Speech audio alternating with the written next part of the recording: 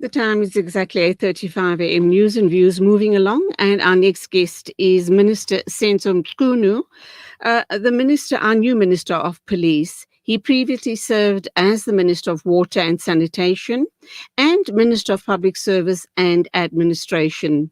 He also served as Premier of KwaZulu-Natal from August 2013 to May 2016. He is a former provincial chairperson of the ANC in KZN, and it gives us much pleasure to welcome the Minister of Police today to our program. We are going to be talking about a whole host of issues: safety, security, his plans going forward, how we're going to tighten up on gangsterism, and a whole host of issues. We're also going to touch, obviously, on the Libyans, 95 Libyans that have set up some sort of a military base here in South Africa. So all of that is going to be answered by Minister of Police, of course. And I'm so pleased that he's on the show with us this morning. A very good morning to you, Minister Mchunu. Welcome to Salam Media. Good morning to you, and good morning to the viewers. Congratulations on your appointment as the new Minister of Police. And I'm kind of wondering, how you're embracing this new portfolio of yours, and lots and lots of plans going forward. I'm sure good news for South Africa regarding issues that we are faced as a country, disorder, lawlessness, gangsterism, and a whole host more. So you undoubtedly have your work cut out for you. Well, thank you very much for your congratulatory remarks. Yes, we are into it now. After swearing in, we set about familiarizing ourselves with what was the context, what was the situation as it obtains now within SAPS, their methods of fighting crime, their relations with people who are grieving for safety and demanding it, and a host of other things: finances, technology, intelligence, all those matters. So that based on that assessment, we would then be able to craft the new way forward. As it stands, we've held meetings with all the components in the portfolio. IPIT, we've had a good meeting with them. We've had a meeting with the Civilian Secretariat of the Police Service. We also have had a meeting with an entity that is within the portfolio but independent, and that is CIRA, the Private Security Regulatory Authority. And then we had a whole day with SAPS in Pretoria, and we then moved on. We landed in Cape Town in Hanover Park, having a community with people who are organized into different organizations, community-based fighting crime, including community forums. We then went to Kabeja to do the same. We addressed commanders in both provinces, that is station commanders, Kabeja on one side and Cape Town on the other. We've held a meeting with MSC for safety in Western Cape. We've held a meeting with the mayor of Cape Town. Now, these were put high on our agenda because of the reports that we received in terms of they being very hot spots that are troubling people there and are troubling both the local and provincial government, and therefore are troubling us as well. But we then have sized up what we need to do. It is indeed quite a lot of work that we're doing, because even Parliament agrees, both houses, that the crime rate in South Africa is rather very high, and drastic steps need to be taken to reduce that, if not remove it altogether, because this means that individuals like you and I are not safe, are not feeling that you are safe when you walk in the streets, when you are anywhere in the Republic. It also means that you are not happy with safety for your family. You feel you are vulnerable, and then communities at large. But I'm happy that there are signs of communities getting up, not only expressing worries, not only pointing fingers, but saying, we are available. We want to fight this crime side by side with yourself, and we are available at your earliest convenience. And these include community organizations that and businesses, by the way, that are saying, in fact, we have this and that and that and that view in terms of how we can be effective quickly on the ground. And those are good news for us that in the few coming weeks, we are coordinating so that we start we start actions on the ground that won't only be visible, but will be impacting on levels of crime. And the last thing I want to say is that we are worried about the rate of murder. Murders are on the increase in our country, and it can't be allowed. And secondly, we are noticing that there are gangs, even at community level, township level, young people getting into criminal activities that would ordinarily have been regarded or would have been regarded as petty crimes. But because they are now organizing themselves into gangs and they are turning violent, it's no longer petty crimes. Those they are very, very serious crimes, including murder by those ordinary township gangs. These are young people just post matric who would otherwise be looking for jobs, finding jobs, working, but they are now involving themselves in this, and we're not going to be looking aside. We are going to be confronting it as we are doing, deploying more police and making sure that we are up to the challenge. We feel that crime will be won in the streets, in the communities. That is where most of our attention is going to be turned. We're not going to be sitting in Pretoria or elsewhere talking and talking. We are going to go down there and make sure that our machinery and is impacting at that level. We are also aware that in the Cape Flats, in particular, the gangs have been around for a long time, and they are getting more and more violent and bigger and bigger. And communities, on the one hand, are now living in between the walls of these gangs, and some are getting hit by stray bullets, and others, of course, they get murdered along the way.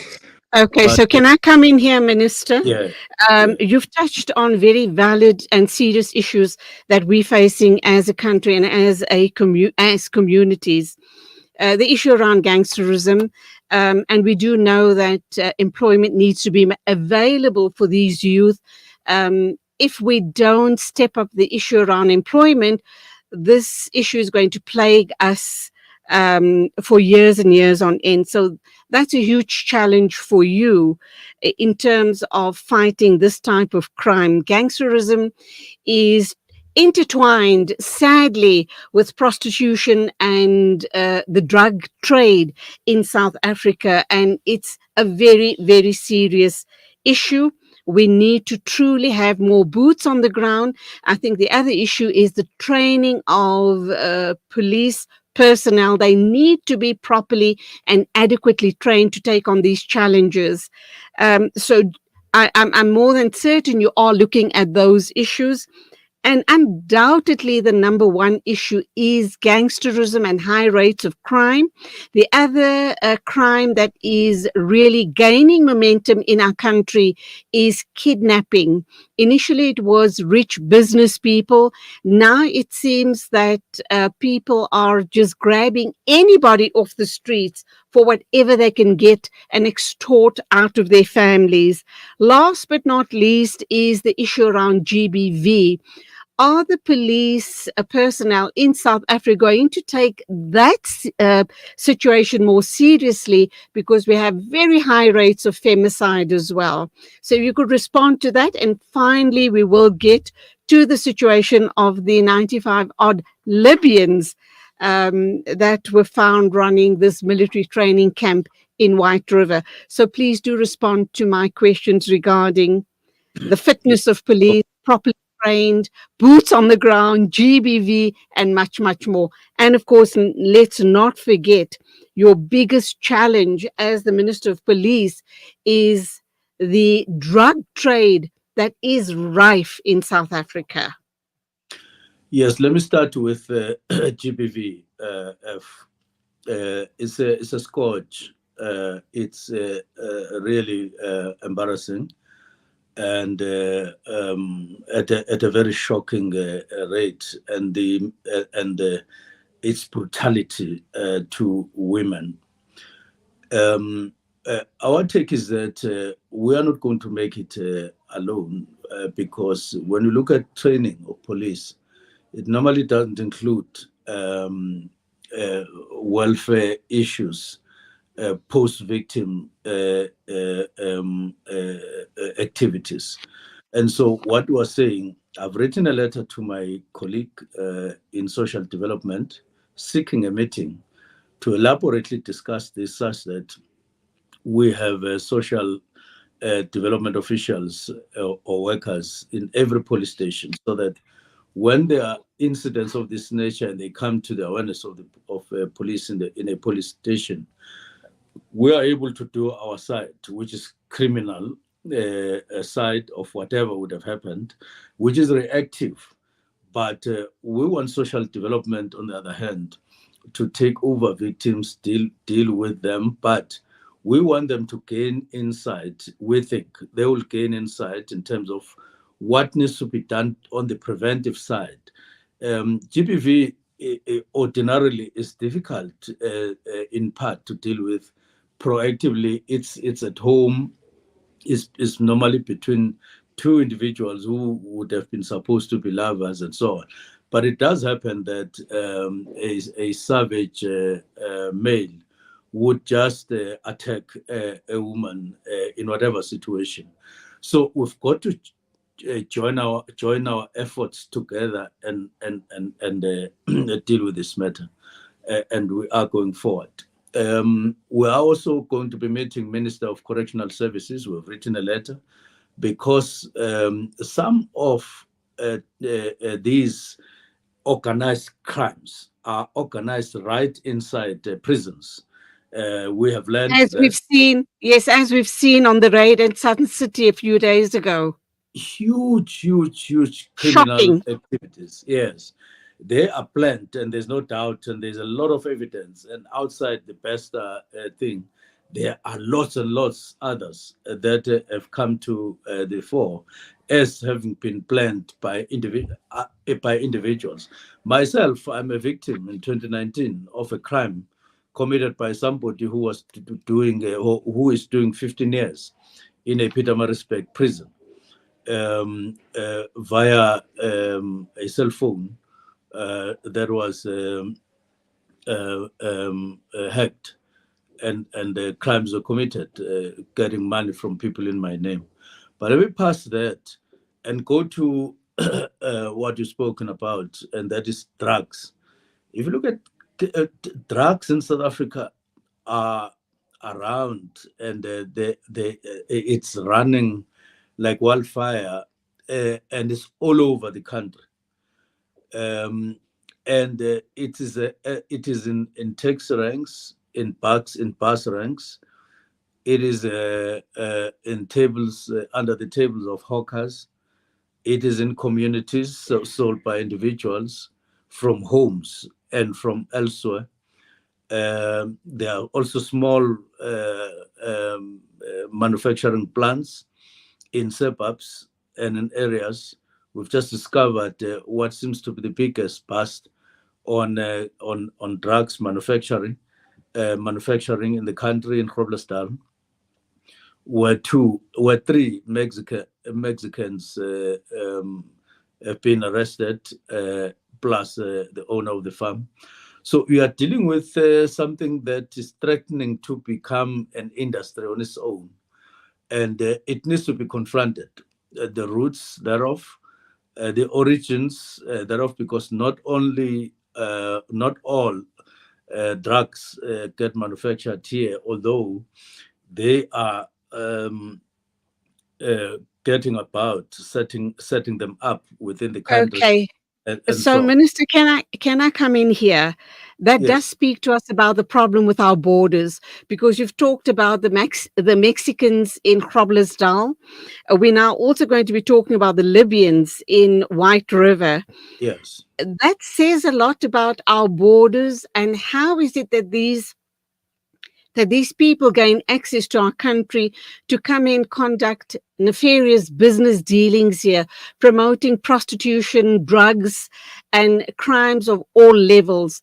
The kidnappings that I alluded to a little earlier on involved foreign nationals as well, Chinese and Indians, not South African Indians, but Indians and Pakistanis from abroad, new entrants into our country. So you do have a huge issue on your hands regarding foreign nationals and our very, very porous borders. I spoke a little earlier about GBV. A lot of the GBV cases is when it's reported, it is found that the partner is a drug addict. So once again, we come back to square one, where the problems emanate because of drugs. Let's move on then to the Libyan situation in White River. And I understand that top police brass visited the farm in White River after the camp was raided and the 95 foreign nationals nabbed by the police. The police discovered military equipment and drugs, including cocaine. So that speaks for itself, does it not? Once again, I come to the issue of drugs and our borders, control at our borders. And obviously, how is it that these people came into the country? Who is it that let them in? Who gave permission for them to be at this particular camp? Who vetted them? Who was the where and how does Sarah get involved in all of this? Because these Libyan nationals were meant to be in the country for security training and not military training. What more do you know about this situation? Well, firstly, it's the certainty that their country of origin is Libya. Then, secondly, that they applied for visas to come to South Africa for training as security personnel, and they then obtained them. But on scrutinizing them, it has been found that there are errors or there are violations. If a group of people, 95 of them, all males, wanted to come to South Africa for training, there would have been further scrutiny as is expected, even consultations with some committee that deals with these matters to say what is the background, what is behind this, what is the core, and all of that. That seems to have been violated, and there is a definite pointer to the processing of the visa not having adhered with or complied with the criteria that apply on the matters like these ones. And if I could move straight then to them, finding themselves here in South Africa as we have now found them and arrested them, it means that they are illegally in South Africa because there were violations. And the immediate thing that is prime in our minds now is to get them back, to get them out of South Africa because they are illegal. But before that, there have been a number of alleged activities with them venturing outside their camp, interacting with the community, which has then elicited complaints from the communities. In the next 2 days, we're looking at those while they're in custody, so that if indeed we're able to find evidence in any of the complaints that might be there, including sexual harassment, we'll then process those duly. But indeed, yes, drugs were found and some weapons were found. All of these are following legal scrutiny, as it were. But it doesn't prevent us from, if the complaints, if we go through the complaints from the community, that as soon as possible we then are able to communicate with the country of their origin and then take them back. But the camp itself is pointed as having contravened or not complied with the terms of their application with SIRA. SIRA is now looking at that, where they would have applied to train security ordinarily, security guards. But then when you land there, you find that the camp, the methods of training and everything there is all military, and therefore not in compliance with the application for that by that company. I think it's MTSS and their intentions and so on. So that doesn't require them to be around the Libyans. It requires the South African company to be scrutinized and dealt with in terms of those breaches. But the next thing I need to emphasize is that these people are in custody. They are going to appear today. And we are content that there is South Africans are safe from them, and there need not be any uncertainty and a concern about their activities now. All we're doing is to follow up on the aftermath of their being arrested and discovery of that camp.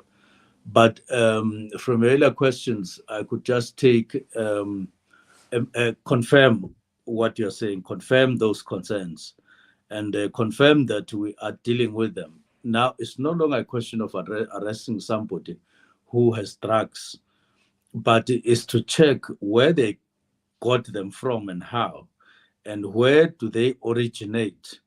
And we're very much prepared to strengthen our intelligence because we're not going to be sniffing around with the naked eyes and hope that we will just stumble on these things all the time as a way of dealing with them. We need to intensify our strengthen our capacity on intelligence, but it Okay. also goes across on technology, as I said I earlier. know you also have a time constraint. We'll wrap up in a minute or two. Very Yeah. importantly, you indicated that the community complained about these Libyans. What was it that they were doing, the Libyans, that led to communities complaining about their activities? We also need to understand what sort of camp was this. Was this a farm owned by an individual, or was this a government owned property? How come they've had access to the farm? And then the big question, as always, is corrupt officials. Um, the Department of Home Affairs officials there that have allowed people to come in, also corrupt cops, and just corruption in our system from all different angles. If we didn't have corruption in the different state organs, we wouldn't be sitting discussing this particular situation. And last but not least, what is very frightening is they've set up a military camp. Were they going to ever leave South Africa? Were they going to end up being mercenaries, guns for hire? Or were they going to return to their country? I can't accept the fact that they've come to South Africa for military training. It doesn't gel with me at all. So, your thoughts on all of that, Minister? Well, corruption both within SAPS and in other departments is there. It's known, and it's something that government is dealing with. We are dealing with our own in SAPS. We are saying that any ROC member would have applied for removal as a SAPS member, because SAPS should smell trust.